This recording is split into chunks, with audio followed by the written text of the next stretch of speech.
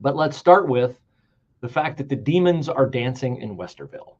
They are very happy, the dark forces of Satan, because last night the Westerville School Board did exactly what we all feared that it would do. It voted to rescind its release time religious instruction policy, which is a nice way of saying it kneecapped Lifewise Academy, which is a constitutionally provided, volunteer, parent and booster supporter funded program that occurs off school property only with those students who volunteer to be instructed in the Bible with parental approval.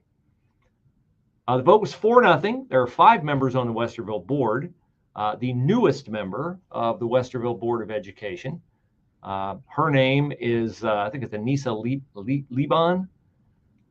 She is the head of a Somali nonprofit, and she wears a hijab, so I'm going to assume that she is someone who practices the Islamic faith.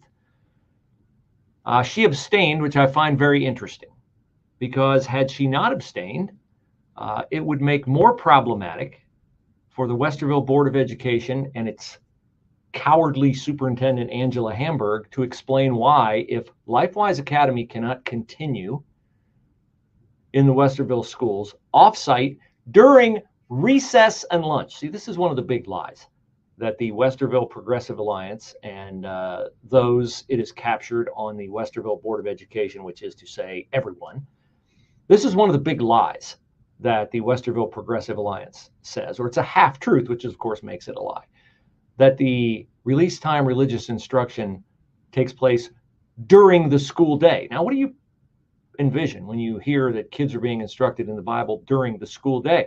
They're taking them out of class, right? They're taking them out of class to instruct them in the Bible. And, you know, maybe you could even be someone who says you are an authentic Bible believer and say, well, I don't think they ought to be taking them out of science class or math class or English class. Rest assured they are not. The students are taken out only during recess or lunch. Recess or lunch. So one of the great exaggerations is that Lifewise is taking kids out during the school day and that they are missing school. They're not missing school. They are missing lunch or recess. Okay, this program flourishes all over the state of Ohio. The parents all over the state of Ohio have allowed Lifewise to grow, because if you have a volunteer program and people don't sign up for it, guess what? The program goes away. And so Anissa Liban refused to vote on this last night. She abstained from the vote, which, again, I say will make it much easier, although I don't think legal, for Westerville to continue to do what it has been doing in past years, which is allow Muslim students out of class, science, math, English, doesn't matter, to pray in school hallways during Ramadan. Now, if you're going to kneecap Lifewise in its 3rd year, because it is a disruption during the school day, I would just ask, A, if you no longer have, and you don't have in Westerville's school district, a release time religious instruction policy any longer, because that's what was suspended last night. It wasn't a board action that'll appear anywhere in print that we are not allowing Lifewise Academy. We are not allowing, the board said last night in Westerville, release time religious instruction. So they rescinded that policy. So as they are quick to point out, here's woke board president Christy Meyer making sure that you know. Let's make one thing very clear. The concern around this policy has nothing to do with any specific religion or religious programs in general. Nothing to do with any specific religion, but we're going to suspend our release time religious instruction policy. Again, not aiming it at any one specific religion. Okay, so I would like to know how it is therefore legal and how it is therefore not a disruption during the school day for Muslim students to be released from class during Ramadan to pray in the hallways at Westerville schools.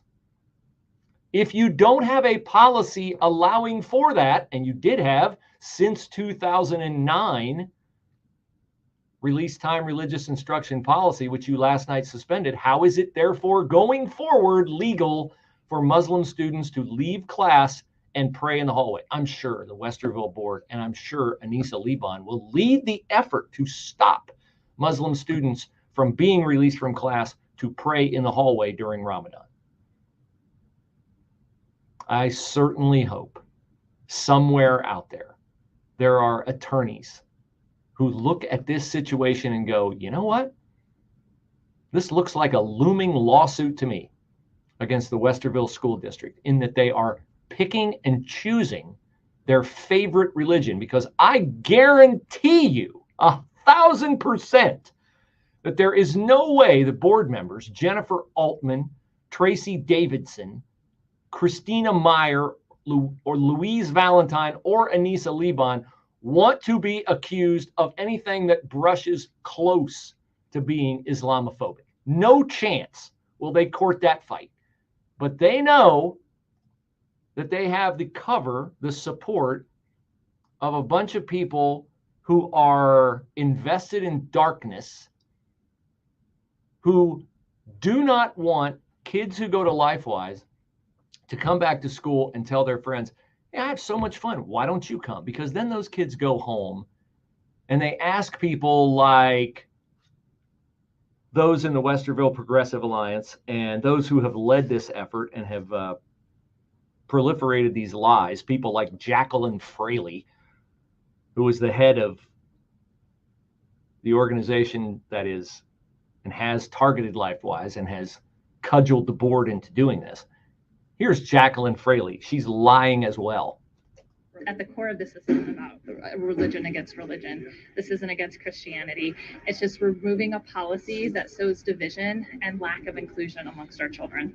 Yes, because everyone knows Christianity sows division and lack of inclusion among people. Because everyone knows that if you believe in the gospel of Jesus Christ, it's only for white people, right?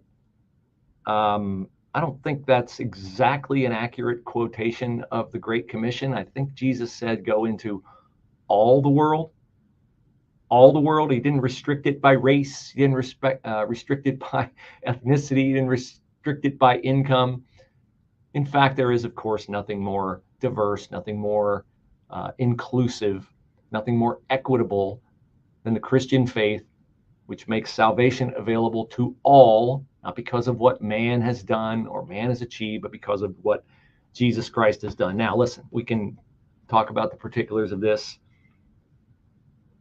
as it pertains to Westerville, and I'm willing to, if you want to, 844-TALK-989, 844-TALK-989. I'd love to hear from any of you who are opposed to Lifewise being in your district. I'd like to hear you try to explain how disruptive it is for kids to leave on Lifewise buses during lunch or recess, how that's disruptive, but it's not disruptive to have Muslim students on a mat on their knees praying in hallways during school hours just outside of classrooms where other students are being instructed. I would like for somebody to fill in those blanks for me. This is, of course, indicative of a time in America where we are purposefully walking away from and thumbing our collective noses at God. We have a presidential candidate who very well may win this presidency, who is on record advocating for the unrestrained butcher of unborn children. She, Kamala Harris, and Tim Walz advocate for suspending parental rights to take children away from their parents when they say they are suffering from the mental illness of gender dysphoria. And Harris and Walz would be just fine with them taking, the authorities in the states, taking your children away from you to mutilate them and to prescribe medicines that will forever change their DNA. They lie to you about the border. And there are so many things that the Harris-Walz campaign has demonstrated that would disqualify them from being considered in any previous presidential election. Imagine any president trying to get elected when they had been part of an administration that allowed 13,000 murderers to be released into the interior of the United States. But the fact that that is someone who is still up for consideration as president proves that America does not prize what it once prized.